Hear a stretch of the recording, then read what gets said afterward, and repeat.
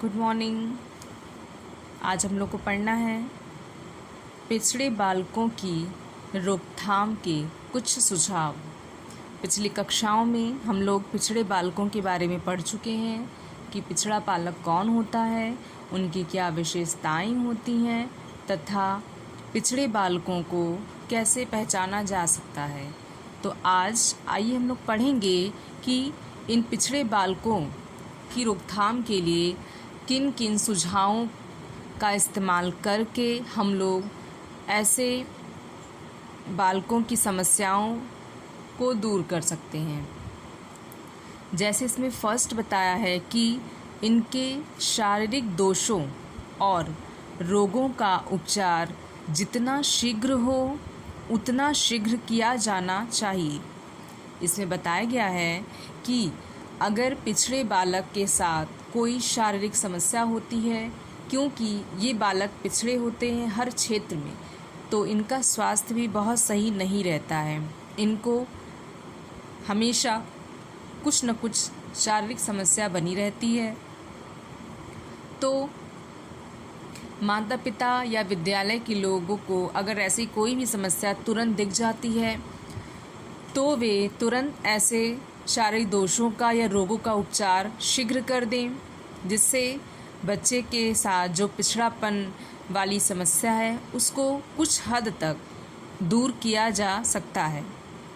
तो इसके लिए ज़रूरी है कि माता पिता भी अपने बच्चों के लिए थोड़ा समय निकालें और वो ये देखें कि उनके बच्चे के साथ अगर कोई शारीरिक दोष या उनके साथ कोई शारीरिक समस्या उत्पन्न हो रही है तो वे उसका समय रहते उपचार करवाएं, क्योंकि अगर समस्या का समाधान शुरू में ही कर दिया जाएगा तो बाद में वो बहुत बड़ी समस्या में तब्दील नहीं होगा। इससे धीरे धीरे करके ऐसे बच्चे को हम सुधार सकते हैं। आइए जानते हैं दूसरा क्या है। सेकंड है कि उपयुक्त आवास और संतुलित भोजन संबंधी सुविधाओं को उपलब्ध करना चाहिए।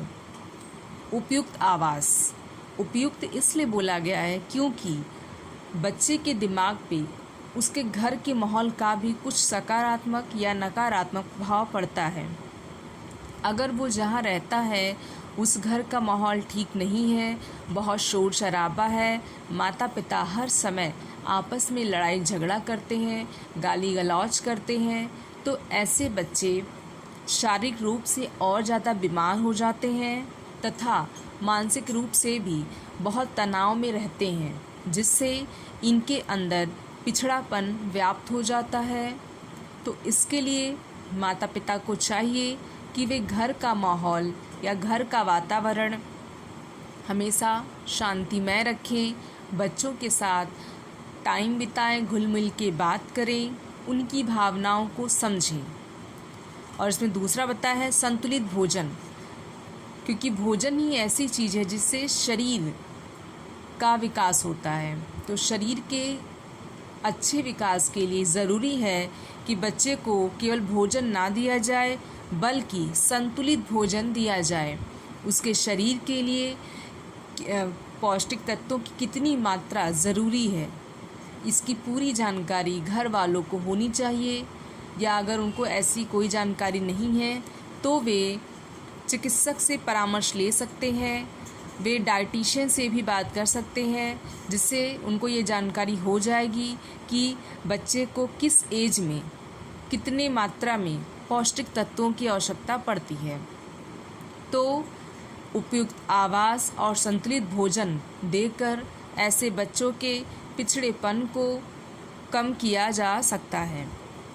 आइए जानते हैं तीसरा है यदि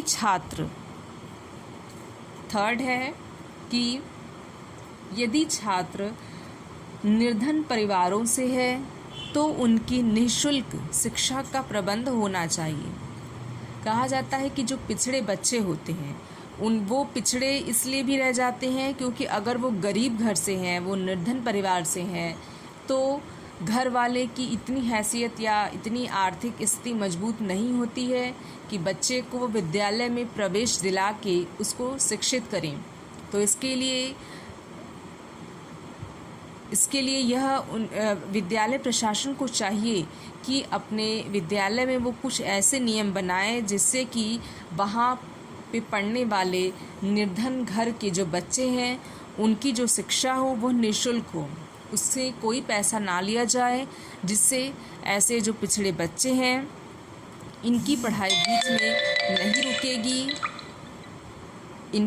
बीच में नहीं रुकेगी तथा ये भी बाकी सामान्य बच्चों की तरह शिक्षित हो सकेंगे। 4th है, अभिभावकों को ऐसे बच्चों की देखभाल का उपयुक्त प्रशिक्षण देना चाहिए। उनको प्रशिक्षण में यह सिखाना चाहिए कि ऐसे बालकों की देखभाल किस प्रकार की जाए। पारिवारिक वातावरण के सुधार के लिए भी बालकों के अभिभावकों को प्रशिक्षण देना चाहिए। इसमें बताया गया है कि अभिभावकों को इस तरीके से शिक्षित करें कि वे अपने बच्चों की देखभाल सही तरीके से कैसे करें, तथा अभिभावकों को यह भी सिखाने की आवश्यकता है कि घर का माहौल कैसे सुधारा जा सकता है, क्योंकि बच्चा परिवार में जन्म लेता है और वो बेसिक जानकारी या जो शुरुआती शिक्षा है वो घर में ही ग्रहण करता है। तो इसके लिए ज़रूरी है कि घर में माहौल अच्छा होना चाहिए, शांतिमय होना चाहिए और लोग एक दूसरे की भावनाओं को समझने वाले होने चाहिए। तो इसके लिए घर का माहौल किस तरीके से सुधारा जाए, इसके बारे में अभिभावकों को शिक्षित करने की आवश्यकता है। अब जानेंगे 5वां, विद्यालय में इनकी शिक्षा के लिए अलग कक्षाओं में पढ़ने का प्रबंध होना चाहिए। इसमें बताया गया है कि विद्यालय में क्योंकि पिछड़े बालकों के साथ साथ सामान्य बालक भी पढ़ते हैं जिनका दिमाग इनके मुकाबले सही से चलता है या वो जल्दी किसी भी चीज़ को समझ लेते हैं, तो किसी भी विद्यालय में इनको सामान्य बच्चे के साथ साथ पढ़ाने के बाद कुछ टाइम भी निकालना चाहिए ताकि इनकी अलग से भी इनको पढ़ाया जा सके।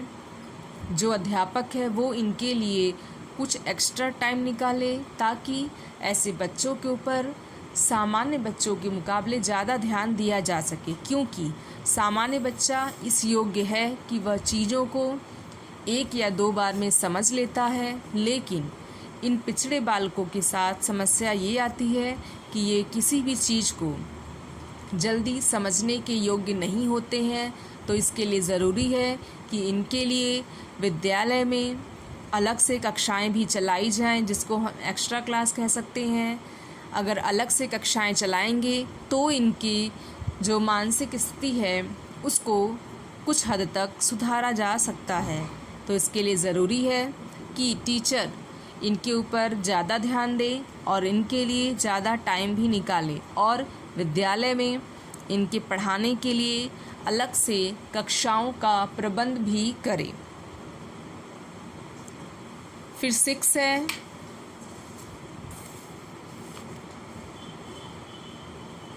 छठा है, विद्यालय में इनकी शिक्षा के लिए भिन्न पाठ्यक्रम होना चाहिए।